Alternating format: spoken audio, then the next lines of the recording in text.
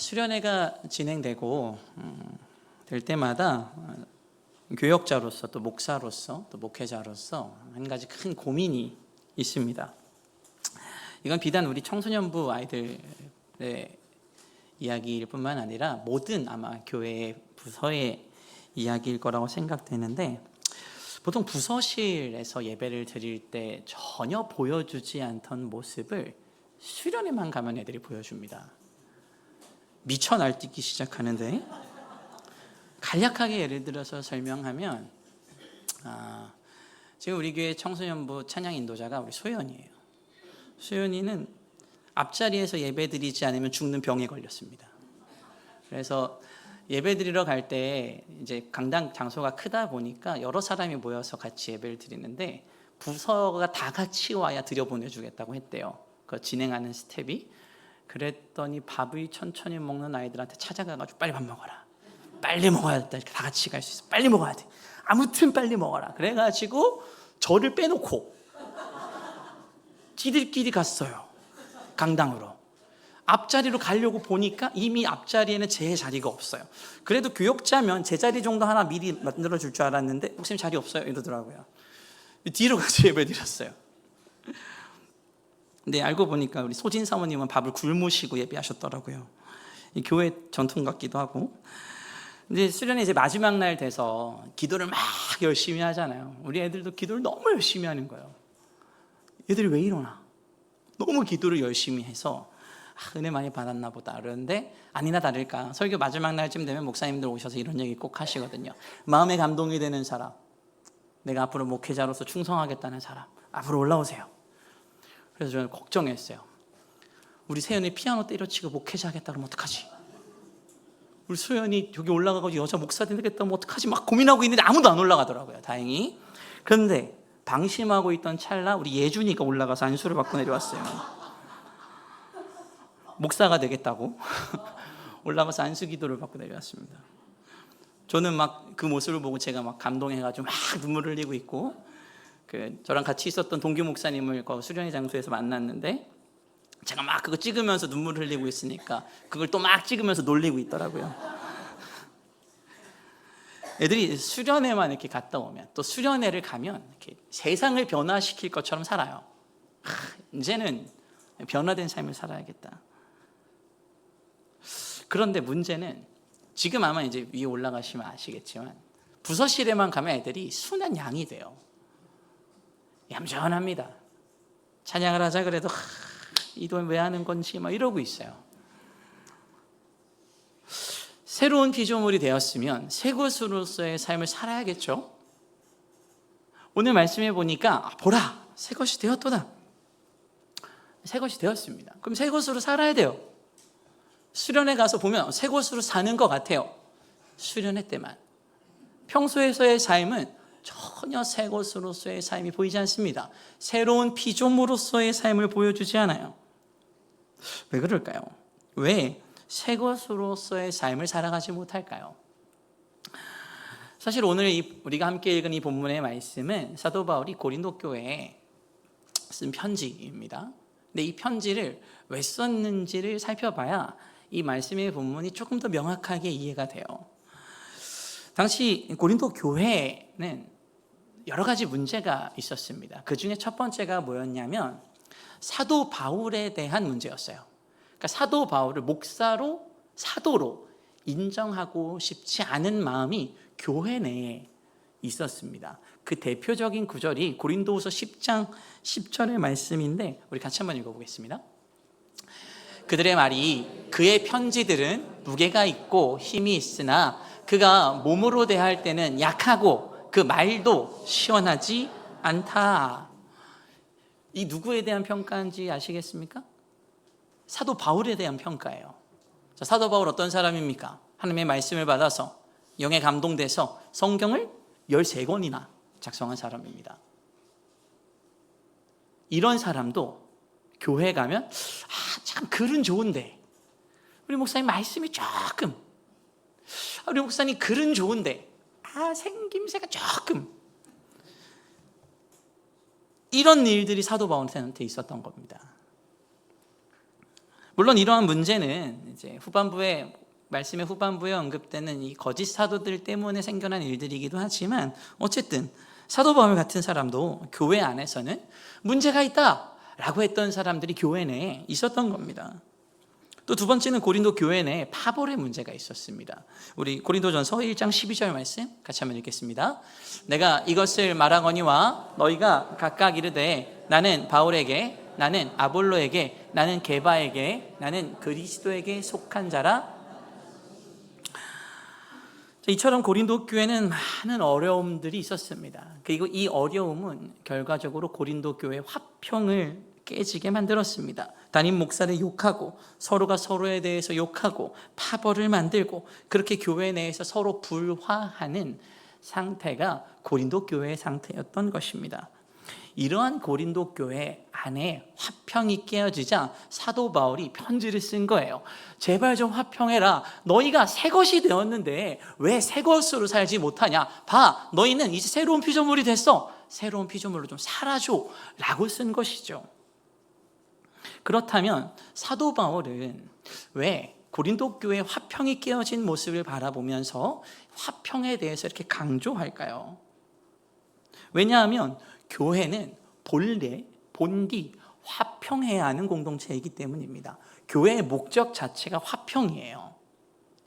교회 안에 화평이 없으면 그건 교회가 아닙니다. 그렇다면 교회는 왜 화평해야 합니까? 자, 태초에 우리가 하나님과 더불어 화평했을 때가 언젠지를 생각해 보아야 합니다. 하나님께서 인간을 창조하시고 사람에게 생기를 불어넣어 주셨을 그때에는 우리는 하나님과 더불어 화평하고 있었습니다. 우리 창세기 1장 27절부터 30절까지의 말씀 같이 한번 읽어보겠습니다. 하나님이 자기 형상 곧 하나님의 형상대로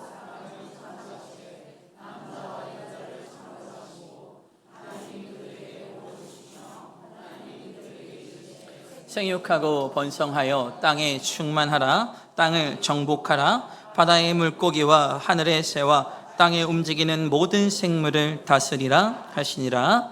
하나님이 이르시되 내가 온 지면에 씨 맺는 모든 채소와 씨 가진 열매 맺는 모든 나무를 너희에게 주노니 너희의 먹을거리가 되리라.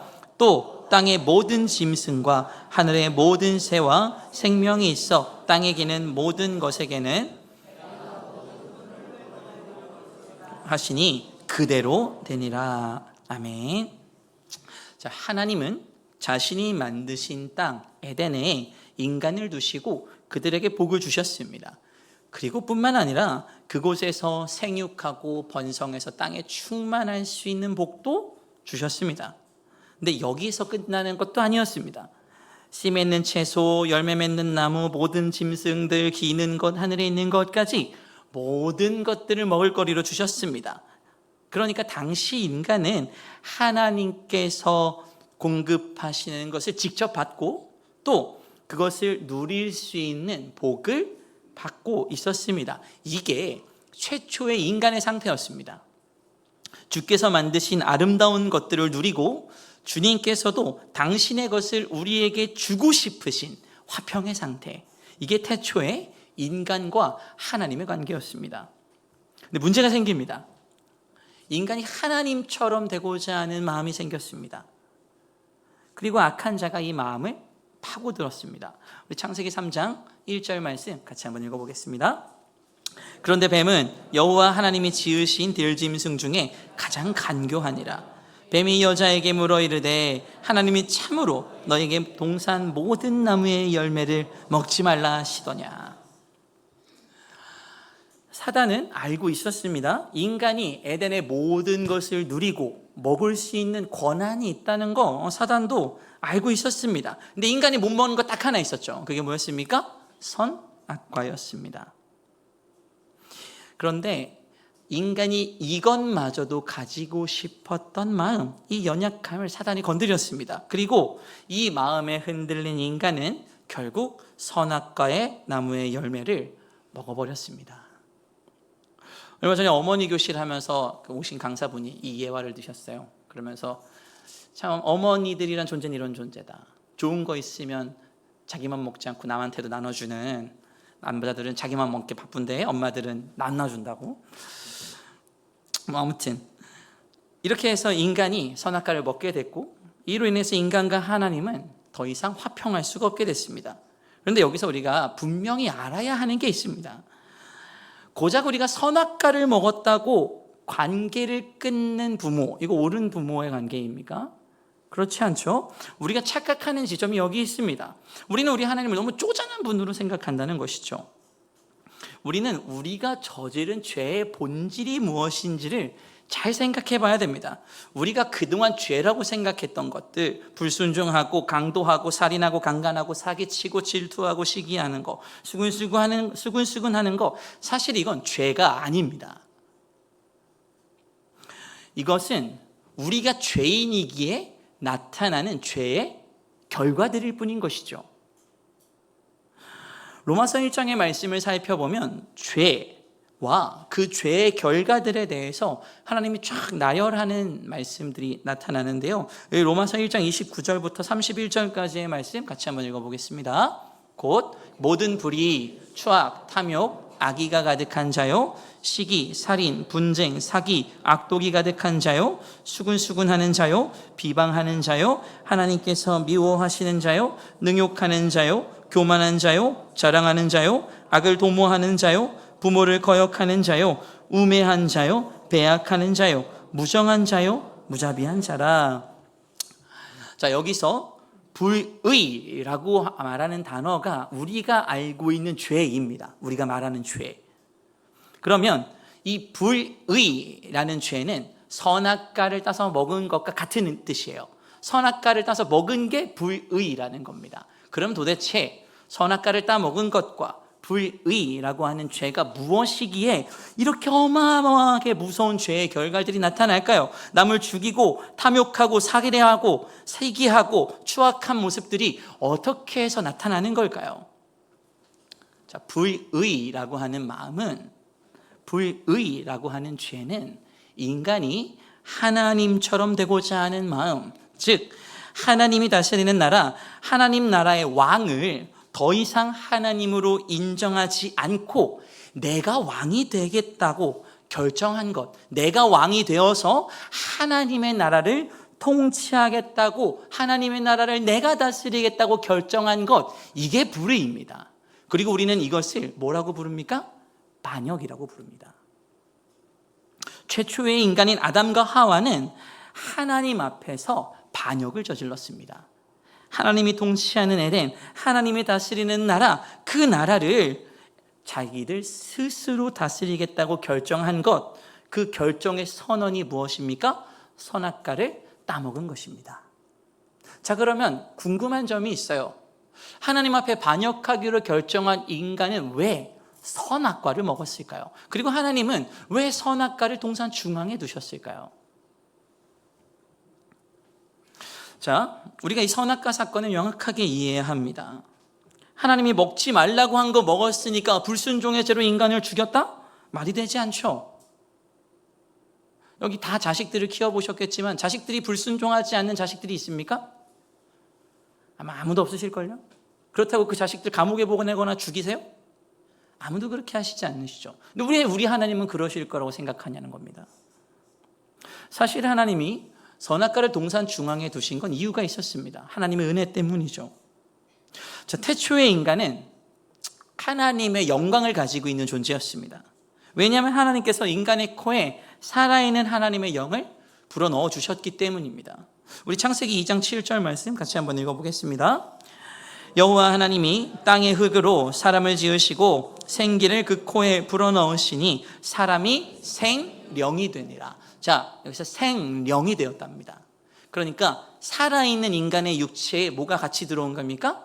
하나님의 영이 들어온 겁니다. 이건 이 땅에 존재하는 어떤 피조물에게도 있지 않은 모습입니다. 천사는 육신이 없습니다. 동물들은 영이 없습니다. 오직 인간에게만 육신과 영이 함께 존재합니다. 하나님은 인간을 빚으실 때 자신의 모양대로 인간을 빚으시고 그 안에 하나님 자신의 영을 불어넣어 주셨습니다. 그래서 이 땅에 피조된 모든 것들이 아담을 보면서 누굴 보게 하셨어요? 하나님을 보게 하신 겁니다. 그리고 이것이 태초에 하나님께서 인간을 창조하신 목적과 이유입니다.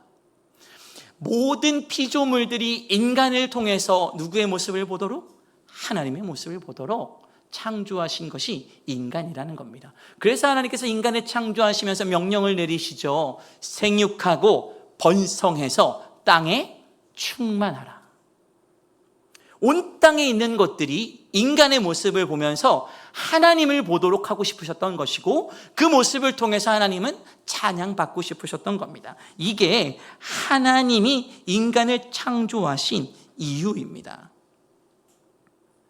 실제로 아담은 하나님만큼의 권세를 누리고 있었습니다. 왜냐?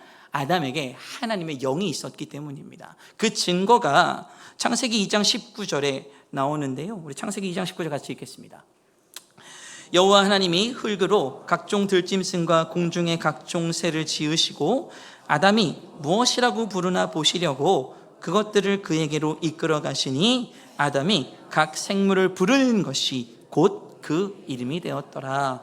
아멘. 자, 이름을 붙인다라는 건 그 생물체의 목적을 정한다는 겁니다. 그리고 이 권한은 본디 창조주에게만 있습니다. 창조주에게만. 핸드폰을 만들고 이 핸드폰에 이름을 붙이는 것, 그걸 디자인한 사람의 몫입니다. 저를 낳고 제 이름을 지은 것, 저희 부모님의 역할이죠. 제가 가출구의 으뜸원에 꽤 모자를 써요. 으뜸과는 꾀를 갖춘 사람입니다. 잔꾀가 많다는 뜻이죠. 제가 잔머리가 그래서 좋은 것 같기도 하고. 아무튼 이름의 목적, 이름을 붙인다라는 건 그런 거예요. 넌 앞으로 이렇게 살아. 아담이 하나님이 지으신 에덴에 있는 모든 것에 이름을 지었어요. 자, 에덴은 하나님이 보시기에도 좋은 곳입니다. 그 아름다운 땅에 있는 모든 피조물들이 누구의 말을 듣고 누구의 말대로 살아가요? 아담의 말을 듣고 아담의 말대로 살아가요. 자, 아담이 이쯤 되면 무슨 생각하게 돼요? 아, 내 거구나 라는 생각을 하는 게 인지상정이에요. 그런데 하나님은 인간의 이러한 연약함을 알고 계셨습니다. 그래서 인간의 이러한 연약함을 보호하시기 위해서 무엇을 두셨습니까? 선악과를 동산 중앙에 두셨습니다. 그래서 아담이 어딜 가서든 동산에 어디에 있든지 뭘 보게 하셨어요? 선악과를 바라보게 하셨고, 그 선악과를 볼 때마다 이 땅에 있는 것들이 내 것이 아니라 누구 것이라는 거? 하나님의 것이라는 것을 깨닫게 하신 겁니다. 그러니까 선악과는 하나님을 시험하거나 아담이 어떻게 하나 보려고 만드신 것이 아니라 아담이 죄를 짓지 않도록 하시기 위해 만드신 하나님의 안전장치이며 은혜였던 겁니다. 그리고 이 마음을 악한 자가 파고든 겁니다. 야, 이거 다 하나님 거잖아. 그런데 이제 이거 네가 다스릴 수 있어. 이거 다 네가 할 수 있어. 네가 직접 하나님처럼 될 수 있어. 아담이 이 말에 쓰러집니다. 그리고 그때부터 인간과 하나님 사이의 화평이 깨어지게 되었습니다. 하나님이 다스리는 이 나라에서 주인을 바꾸겠다고 선악과를 먹은 그 순간 인간은 이제는 하나님의 반대편에 서서 반역을 하는 일을 하기 시작했습니다. 그래서 본래 하나님을 찬양하고 하나님의 영광을 투영하는 삶을 살아야 하는 인간이 본래의 목적에서 벗어나서 자신이 인생의 주인이 되어서 자신의 뜻과 자신의 영광을 위해서만 살아가는 죄의 목적을 따라 살아가는 인간이 되어버리게 된 것입니다. 그리고 그때부터 인간은 하나님과 화평할 수 없게 되었습니다. 자, 인간이 저지른 이 죄, 이 반역의 죄가 무서운 점이 있습니다. 그거는 전가된다는 겁니다. 나에서 끝나는 죄가 아닙니다. 반역의 죄는 내 자녀, 내 자녀의 자녀, 내 자녀의 자녀의 자녀에게까지 영향을 미칩니다.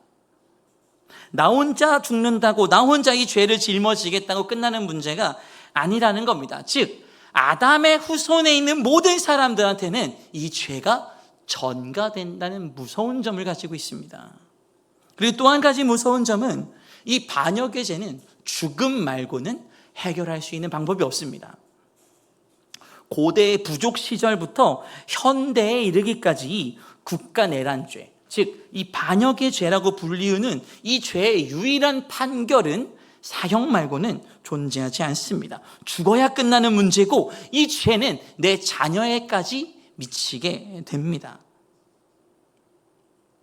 그래서 이 반역의 죄는 정말로 무서운 죄입니다. 내 능력으로는 해결할 수 없는 내 능력 밖의 일입니다. 그래서 내가 죽어야 끝나는 문제인 것이죠. 아담의 후손, 즉 남자와 여자의 관계를 통해서 태어나게 되는 모든 피조물들은 죽어서 지옥에 가는 것 말고는 다른 방법이 존재하지 않게 된 것입니다. 그리고 이렇게 하나님이 가장 사랑하는 인간이라는 피조물들은 하나님의 완벽한 반대편에 서서 반역의 수괴로서 여전히 반역을 멈추지 않고 살아가고 있습니다. 그리고 이 모습이 현재 우리 인간의 상태입니다. 아담의 후손으로 오는 모든 인간은 죄에 이르게 되었습니다. 태어난 지 100일밖에 되지 않은 내 딸 시아도, 저희 딸 시아도 죄인입니다. 죽으면 지옥에 가야 해요. 이 문제를 해결할 수 있는 방법이 없습니다.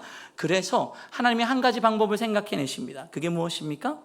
전혀 다른 새로운 종족을 창조하시기로 결정하십니다. 우리 창세기 3장 15절 말씀 같이 한번 읽어보겠습니다.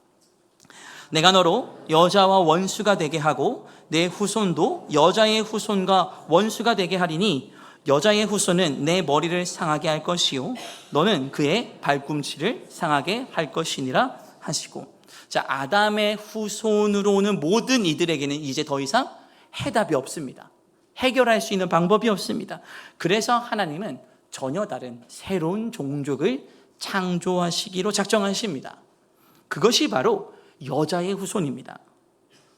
남자의 후손과 전혀 상관없는, 즉 죄와 아무런 상관없는 여인의 후손을 우리에게 주시고 이 여인의 후손으로 하여금 죄의 문제를 해결하게 하신 것입니다. 그리고 이 여인의 후손으로 오신 분이 누구이십니까?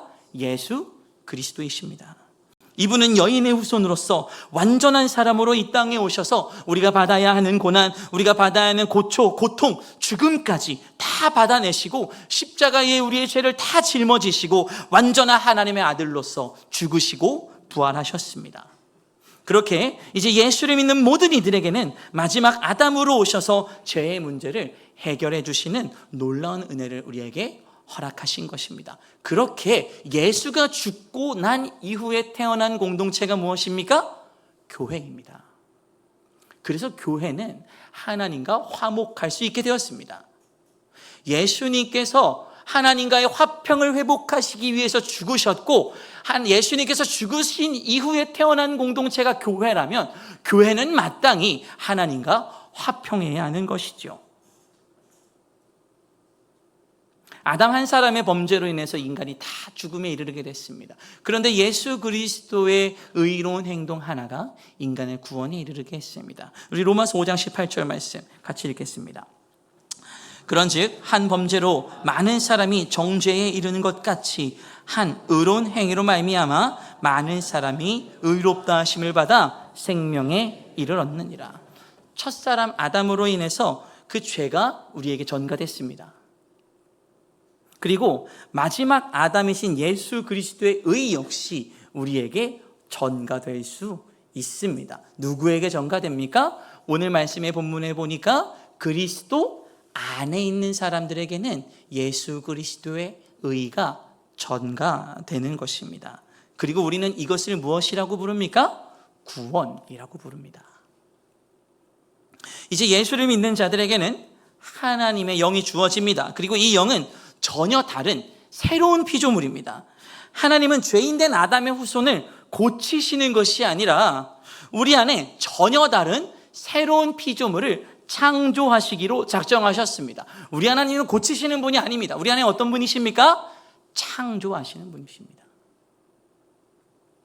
그리고 창조된 이 새로운 생명을 가지는 것, 완전한 새 것이 되었음을 믿는 것, 내가 새로운 피조물이며 내가 새 것이 되었음을 믿는 것이 교회 안에 사라진 화평을 찾는 방법임을 사도 바울을 통해서 우리 하나님 말씀하고 계시는 것이죠. 그리고 이 새로운 피조물로 살아가는 것이 교회의 역할입니다. 교회의 목적인 것이죠. 근데 문제가 있습니다. 우리는 죄인인 상태로 태어났고 죄인인 상태로 자라왔습니다. 그래서 이 문제는 생각보다 쉽게 사라지지 않습니다. 물론 예수 그리스도의 보혈로 우리 안에 있었던 이 반역의 죄는 사라졌습니다. 그래서 정죄함이 우리에겐 더 이상 없는 것이죠. 그런데 우리 안에 여전히 남아있는 죄의 성질이 남아있습니다. 죄악된 습관들이 남아있는 것이죠. 나무에서 나뭇가지가 잘려나가면 그 나뭇가지에 대해서 우리는 그 나뭇가지가 살아있다고 말하지 않습니다. 죽었다고 말하죠. 그런데 그 나뭇가지는 여전히 생명력을 유지하고 있어요.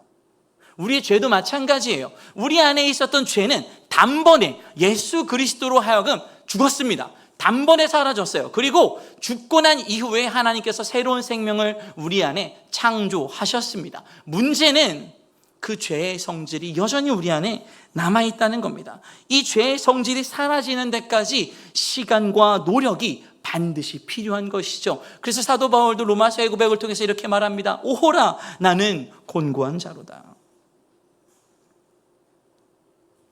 이 죄의 성질을 죽이는데도 시간이 필요하지만 새로 피조된 이 생명체를 자라나게 하는데도, 성장하게 하는데도 시간과 노력이 필요합니다. 그런데 문제는 우리가 이 생명을 자라나게 하고 성장하게 하는데 시간도 노력도 기울이지 않는다는 것이죠. 제가 우리 딸 시야를 이렇게 보면 인간 같지가 않습니다. 밥도 혼자 못 먹고요, 잠도 혼자 못 잡니다. 화장실을 가도 제가 도와줘야 돼요. 인간으로서 할 수 있는 기본적인 것들을 아직도 못해요. 100일이 지났는데 말이죠. 시간으로 따지면 2592시간이라는 시간 동안 제가 정말 죽어라 열심히 키웠어요. 아직도 인간으로서의 역할을 못합니다. 이 정상입니까? 제가 이런 말하면 막 저를 비웃으시죠? 근데 지금 저희가 하는 행동이 이렇다는 겁니다. 새로 창조된 생명이 육신의 인간의 아이일진데도 이렇게 많은 수고와 노력이 필요합니다. 근데 우리 안에 새로 창조된 이 새 생명을 자라나게 하는데 우리가 쓰는 시간은 얼마나 됩니까? 1년에 52시간. 이게 답니다. 이것도 많다고 합니다. 우리는 우리 안에 창조된 새로운 생명을 자라나게 하는 데 관심이 없습니다. 새로운 피조물이 생겼는데, 새 것이 되었는데 새 것으로 살아가는 데는 관심이 없습니다. 이 새 것을 자라나게 하는 데도 관심이 없습니다. 내가 이럴진데 우리의 자녀들 어떻겠습니까? 내가 여전히 새로운 생명보다는 여전히 돈을 따라가고 여전히 명예 따라가고 여전히 권력만 따라가면서 사는데 우리의 자녀들 어떻게 살아가겠습니까? 그러니까 우리의 자녀들이 일생을 살아가면서 무언가 걸씬 들린 것처럼 자신만 중요한 인생을 살아갑니다. 나 하면서 이 썩어질 안목의 정욕, 육신의 정욕, 이생의 자랑, 누군가보다 더 많이 가져야 되고 누군가를 밟고 올라서가야 되고 누군가를 제쳐야 되고 더 많이 소유해야 되고 죄 많고 인생 많은 이런 인생 살아가다가 결국에는 왕따 당할까 봐 두려워하고 뒤처질까 봐 두려워해서 전전긍긍하고 세상 따라가다가 일주일에 한 번 교회 와서 예배 드리는 게 다인 인생. 그러다 보니까 자연히 20대가 되면 교회를 떠나가는, 그래서 여전히 성장하는 신앙이 되지 못하고 유지하는 신앙만 되어버린, 아니 오히려 퇴보하는 신앙이 되어버린 모습, 이것이 현재 한국교회의 모습, 아니 우리 교회의 모습, 우리의 모습, 우리 자녀들의 모습일지 모른다는 겁니다. 수련회 때만 우리 자녀들 잘한다고요? 그럴 수밖에 없습니다. 우리가 먹이지 않으니까요. 이건 교회의 문제인 것입니다. 교회가 근본적으로 하나님과 화평하지 않습니다. 교회가 근본적으로 하나님과 친밀하지 않습니다. 그럴 수밖에 없습니다. 나 역시 1년에 52시간만 주님 만나러 오니까요. 자녀 한 사람을 키우는 데는 수많은 시간을 들이지만 내 안에 있는 새로운 피조물을 키우게 하는 데는 1년에 52시간도 아까운 게 현재 우리의 현 상태라는 겁니다. 그러다 보니 우리의 자녀들도 그게 당연한 인생이 되었습니다. 사랑하는 성도 여러분, 우리는 무엇을 남겨야겠습니까? 우리 자녀들에게 진정으로 우리가 물려줘야 하는 건 무엇이겠습니까? 안목의 정욕, 육신의 정욕, 이생의 자랑, 이제 이런 것들 다 내어버리고 우리 안에 창조하신 하나님의 새로운 피조물을 성장하게 하는 전혀 다른 새로운 종족으로서의 삶을 우리의 자녀들에게 이제는 물려줘야 되지 않겠습니까? 1년에 52시간만 드리는 식어버린 믿음이 아니라 일생 전체를 하나님께 드리는 나 죽고 예수만 사는, 예수가 내 마음 한복판에 박혀있는, 오직 예수 새겨놓고 예수만 따라가는 인생, 우리가 먼저 좀 보여줘야 우리 자녀들도 따라 살지 않겠냐는 겁니다. 세상의 안식과 만족보다 하나님과 화평이 먼저인, 하나님과 화평이 우선인 인생, 우리가 먼저 보여주어야 우리 자녀들 뭔가 좀 달라지지 않겠습니까? 사랑하는 우리 교회 식구들, 우리의 일생 속에서 자녀들에게 유산으로 물려줄 수 있는 것이 나의 재산이나 재물이나 건물이 아니라 나의 신앙이 되었으면 참 좋겠습니다. 우리 자녀들이 인생의 말년에 우리 아버지 참 부족하고 참 연약했고 돈도 가진 것도 없었고 유산 하나 못 물려줬지만 우리 아버지 나에게 신앙을 물려주었어 라고 우리 자녀들이 훗날 우리로 회상하며 고백할 수 있는 가정이 우리가 되어야 되지 않겠습니까? 아버지가 기도하는 모습을 보고 어머니가 성경을 읽는 모습을 보면서 우리의 자녀들의 마음속에 예수 십자가가 새겨져서 하나님과 화평하는 인생을 살기로 결단하는 우리의 자녀들 되기를 소망합니다. 그리고 그러한 믿음의 역사, 그러한 은혜의 역사, 이러한 결단의 은혜가 우리 가정과 우리 교회와 이 한국 땅 위에 있기를 소망합니다. 우리 함께 기도하겠습니다.